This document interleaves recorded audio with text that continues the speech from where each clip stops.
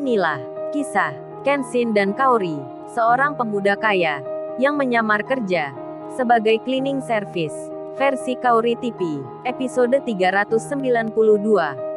Iwan, yang telah tiba di desanya, bertemu ibunya pula, dan juga saudara-saudaranya. Iwan pun mendapat cerita tentang masalah tanah dan rumahnya, serta banyak pula milik warga lainnya. Kenapa bisa disita perusahaan? Iwan pun diberitahu, awalnya penduduk desa tertarik pada seseorang yang terkenal sebagai orang kaya, pemilik banyak lahan, dan suka membantu warga. Orang itu juga disebut tuan tanah, yang sangat terkenal di sini. Bahkan dipilih jadi lurah, pemimpin di banyak desa. Namun di berjalannya waktu, seiring kepercayaan warga yang meningkat, tuan tanah itu menawari banyak bantuan yang tanpa imbalan apapun, membantu para petani, memodali semua usahanya, dan juga kebutuhan hidupnya. Karena hal itu, banyak orang yang makin percaya, makin suka dan perhatian, tak hanya dari satu desa, melainkan warga desa yang lainnya pun turut pula memujinya. Banyak yang berkata, Pak Lurah itu orangnya baik sekali. Hingga hal tersebut berjalan sekitar 3 bulan lamanya.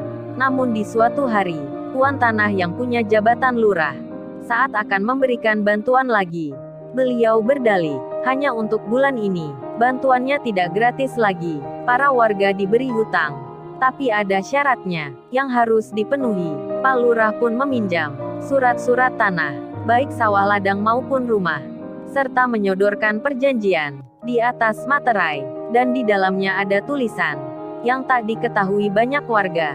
Mereka pun tak membacanya, tak memeriksanya juga, asal tanda tangan saja, karena memang percaya sekali dengan Pak Lurah ini.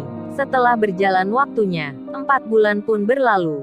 Hutang warga yang tiap minggu yang diberikan berangsur-angsur itu, waktunya kini telah tiba. Mereka ditagih dan diminta untuk mengembalikan uang pinjaman beserta bunga yang tinggi oleh bawahan Pak Lurah itu.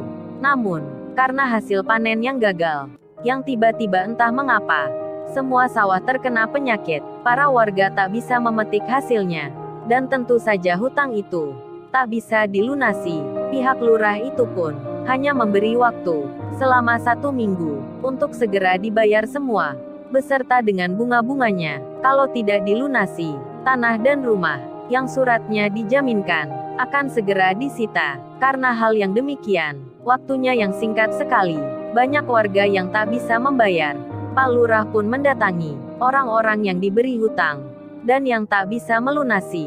Tanahnya segera disita. Pak Lurah pun tak seperti sebelumnya.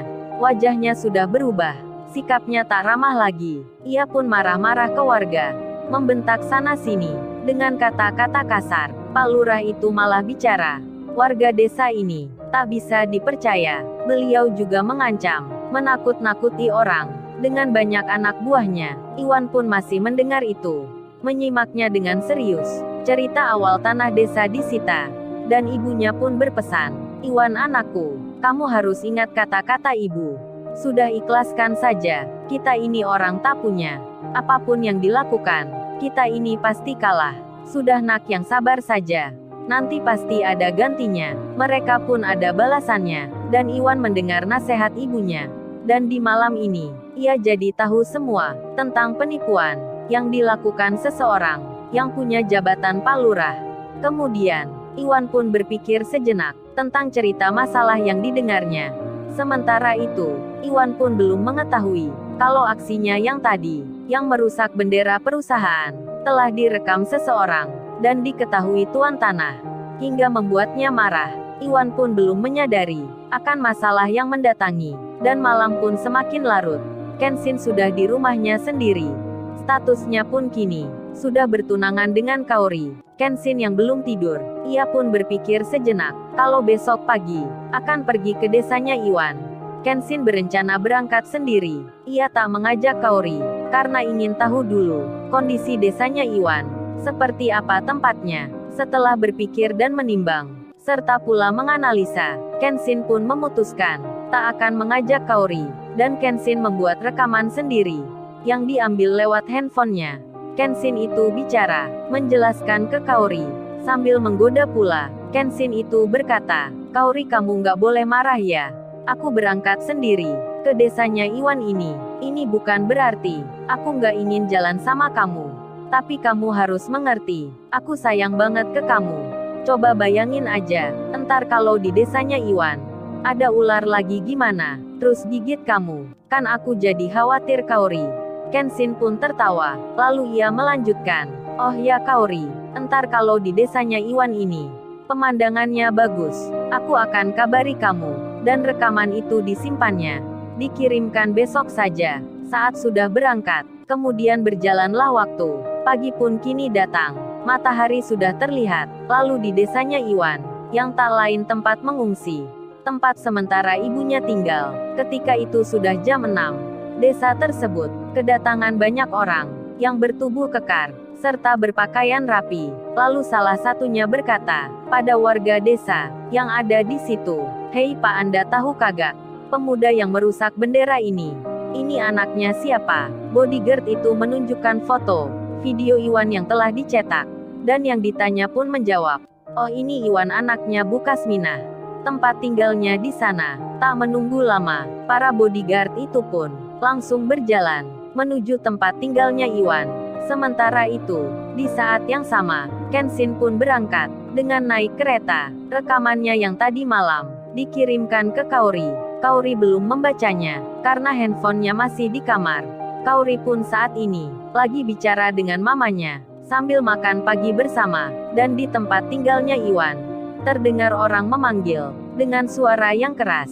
Orang yang di dalam pun keluar. Kerabat ibunya Iwan langsung ditanya, "Mana anak yang bernama Iwan itu? Suruh keluar sini. Saya mau kasih pelajaran." Iwan yang lagi di kamar mandi segera diberitahu ada banyak orang yang mencarinya. Para kerabatnya pun bisa mengetahui itu semua bawahannya Tuan Tanah. Begitu pula dengan warga di situ.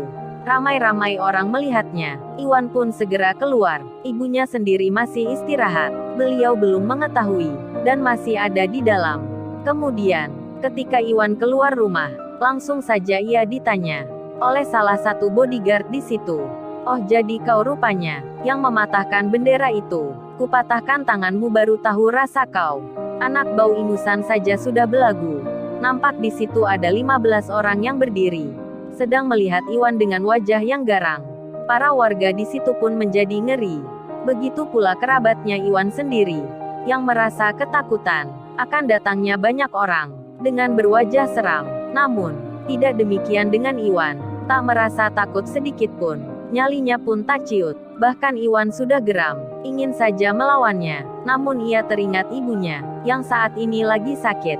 Iwan pun khawatir keramaian saat ini akan mengganggu ibunya. Dan Iwan pun memilih untuk diam saja. Dan di saat bersamaan, Tuan Tanah itu pun datang. Langsung saja ikut bicara. "Oh jadi lu ya, pemuda yang masih bau kencur. Yang sok berani itu. Sudah ingin bikin masalah. Melawan orang yang besar. Apa lu kagak tahu?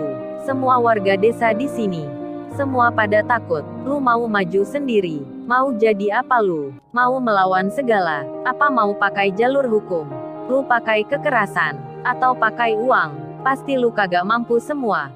Lu sendiri saja kerjanya cleaning service." Itu warga tadi yang bilang. "Gitu lu kok sok jago? Apa pingin jadi pahlawan? Mending lu cleaning service di desa. Bersih-bersih jalanan. Daripada ke kota. Pulang gak bawa apa-apa. Pakai belagu segala. Dasar lu anak ingusan." Iwan yang dikata-katain seperti itu, ia tetap diam saja. Iwan tak ingin memancing keributan karena takut mengganggu ibunya. Bahkan salah satu bodyguard itu mendekati Iwan. Tangannya pun memegang bajunya Iwan dengan diangkat. Sembari ia bilang, "Awas lu kalau diulangi lagi. Gua patahkan lehermu. Gua patahkan tanganmu." Dan pegangan itu pun dilepaskan. Hingga Iwan terdorong ke belakang. Semua warga di situ pun melihat kejadian tersebut. Iwan yang sedang diancam. Lalu, bagaimana kisah selanjutnya? Subscribe channel ini untuk episode berikutnya. Terima kasih.